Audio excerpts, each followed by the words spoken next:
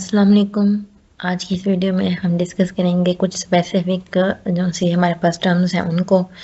उसमें सबसे पहले हमारे पास निकिंग एंजाइम आती है।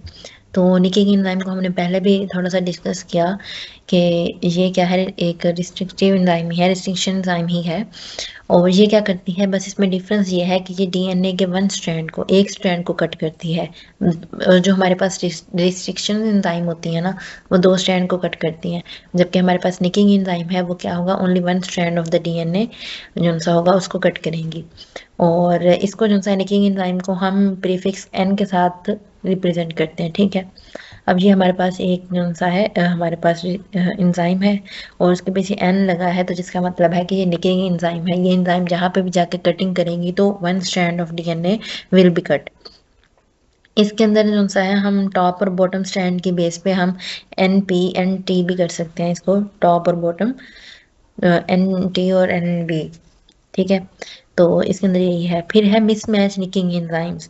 अब ये कौन सी एंजाइम है, specialised enzyme that cut DNA mismatches usually arising from deamination of methylated cytosine, ठीक है। अब जब मिथाइलेटेड साइटोसिन होगा हमारे पास, जो न्यूक्लियोटाइड होता है, हमारे पास एडेनिन थायमिन साइटोसिन गुआनिन, तो उसमें से जो मिथाइलेटेड साइटोसिन होगा, जब उसकी डीमाइनेशन होती है तो उससे हमारे पास जो है मिसमैचेस आ जाते हैं डीएनए के। तो उनको कट करने के लिए क्या है, मिसमैच निकिंग एंजाइम यूज होती है। इसकी भी एग्जांपल दी गई है, आप इन एग्जांपल्स को देख लीजिएगा। इसके बाद हमारे पास कंट्रोल प्रोटीन्स क्या होती हैं, सम रिस्ट्रिक्शन मॉडिफिकेशन सिस्टम, जिसको हम आरएम सिस्टम भी बोलते हैं, have regulatory protein that help control the expression of restriction enzyme, ठीक है। अब रिस्ट्रिक्शन एंजाइम के एक्सप्रेशन को भी तो कंट्रोल करना है ना। अब एंजाइम बेसिकली क्या होती है, प्रोटीन होती हैं। अब हर वक्त रिस्ट्रिक्शन एंजाइम अगर हमारे पास ज़रूरत से ज़्यादा बनती रहेंगी तो फिर क्या होगा कि कटिंग ज़्यादा होगी और डीएनए डिग्रेड भी हो सकता है। इस तरह के हमें प्रॉब्लम फेस करने पड़ सकते हैं। तो इस वजह से हमारे पास कुछ और प्रोटीन्स होती हैं जो कि हमारे जो रिस्ट्रिक्शन एंजाइम है उसके एक्सप्रेशन को कंट्रोल कर रही होती है, मतलब ये रेगुलेटरी प्रोटीन होती हैं। This structure make restriction enzyme highly specialized role enabling precision in genetic and changing DNA research application. Each subtype offers a unique feature that are valuable for specific type of experiment. ठीक है, ऊपर जो हमने 3 जिक्र किया, निक enzyme का, mismatch निक enzyme का, और फिर ये हमारे पास जो रेगुलेटरी कंट्रोल प्रोटीन्स हैं, इनका हर जगह पे कहीं ना कहीं पे अपना रोल है। उसके बाद हमारे पास आती है हाइपोथेटिकल एंजाइम्स।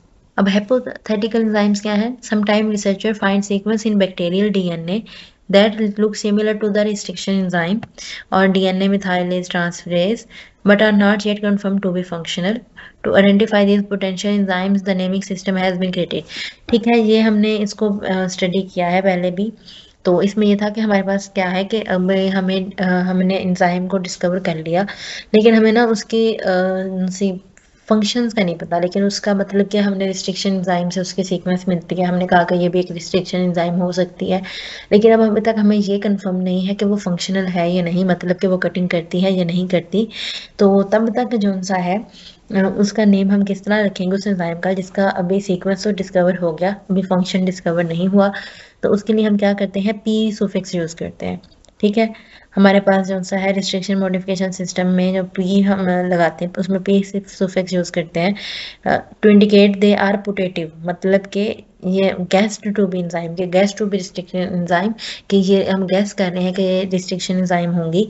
इसकी एग्जांपल दी गई है हमारे पास यहाँ पे टाइप 1 एंजाइम में से, जो हमारे पास हीमोफिलस इन्फ्लुएंजा में है हमारे पास, उसने क्या है, हम इसको हिंड 1 पी का नाम दे सकते हैं। हिंट 1, हिंट 2, हिंट 3, ये जो सा है ये वैसे हमारे पास एंजाइम है, लेकिन अब हिंट 1 से सिग्मा से मिलती जुलती एक और एंजाइम आई, लेकिन हमें नहीं पता वो फंक्शनल है या नहीं, तो तब तक के लिए हमने उसके नाम के साथ पी लगा दिया।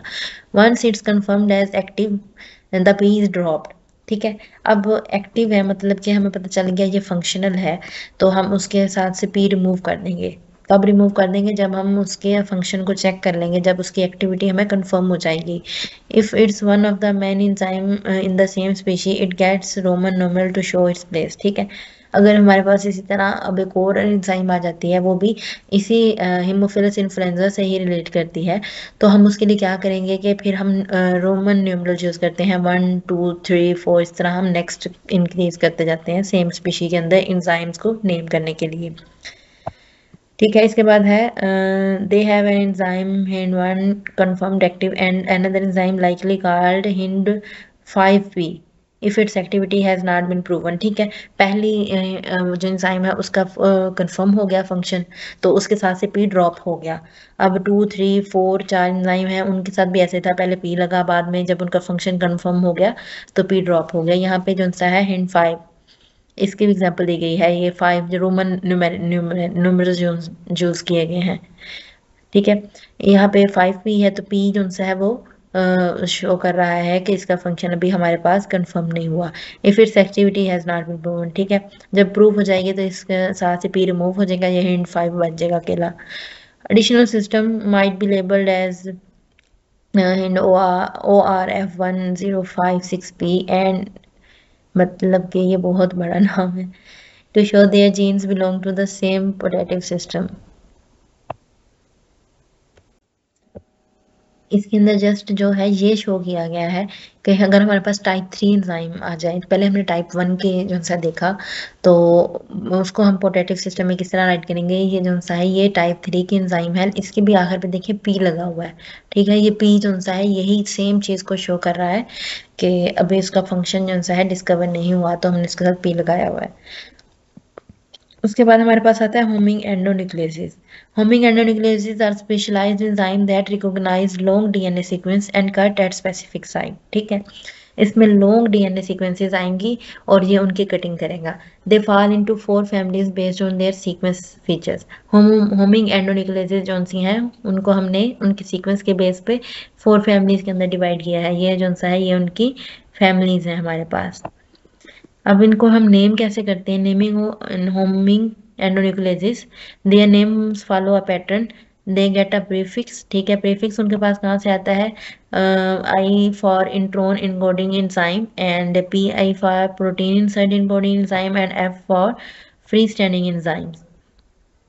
ठीक है, ये जो सा है ये इनके नेमिंग के अंदर आता है। आई जो सा है इंट्रोन इनकोडिंग एंजाइम की तरफ से आता है, और पी आई जो सा है प्रोटीन इंसर्ट इनकोडिंग एंजाइम की तरफ से, और एफ जो सा है free standing enzyme, not in any intron और अ प्रोटीन इंसर्ट। ठीक है, then they get 3-letter code for genus, species, origin and Roman numeral to indicate the number, enzyme number। मतलब कि आगे जो सा है प्रोसीजर सेम होगा, जो सा स्टार्ट में ये 3 चीज़ें, ये 4 चीज़ें जो उनसे अल्फ़ाबेट हैं ये ऐड होंगे।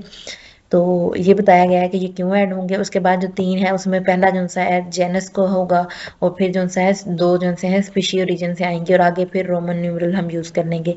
अब इसकी एग्जांपल दी गई है, एग्जाम्पल है हमारे पास 1 DMOL 1 DMOL could be an intron encoding enzyme for Desulfovibrio species। फिर हमारे पास for putative human endonucleases without confirmed activity, the P suffix is added. If activity is confirmed, P is removed। इसके अंदर भी जो हमारे पास homing एंडोन्यूक्लियोसिस हैं उसके अंदर भी यही है कि अगर हमने एंजाइम को डिस्कवर किया है, लेकिन क्या है कि उसका हमारे पास फंक्शन कंफर्म नहीं है, तो उसमें हम पी ऐड करेंगे सुफिक्स, और जब हम इसकी एक्टिविटी कंफर्म हो जाएगी तो हम पी को रिमूव कर देंगे। फिर है हमारे पास हाइब्रिड्स आते हैं। हाइब्रिड्स के लिए क्या है, for hybrids enzymes combining parts from different homing endonucleases. ठीक है, the prefix H is added to show they are hybrid. मतलब कि अगर हमने हाइब्रिड, हमारे पास एंजाइम है कि एक ऐसी एंजाइम जिसके हमारे पास जिनसे कंबाइनिंग पार्ट्स हैं वो डिफरेंट होमिंग एंडोन्यूक्लियोसिस हैं, मतलब कि डिफरेंट एंजाइम्स हमारे पास मिल रही हैं, मिलके हाइब्रिड बन रहा है, तो उसके हाइब्रिड को शो करने के लिए हम प्रीफिक्स एच यूज करते हैं। ठीक है, पोटेटिव को शो करने के लिए पी ऐड करते हैं, हाइब्रिड्स को शो करने के लिए एच ऐड करते हैं।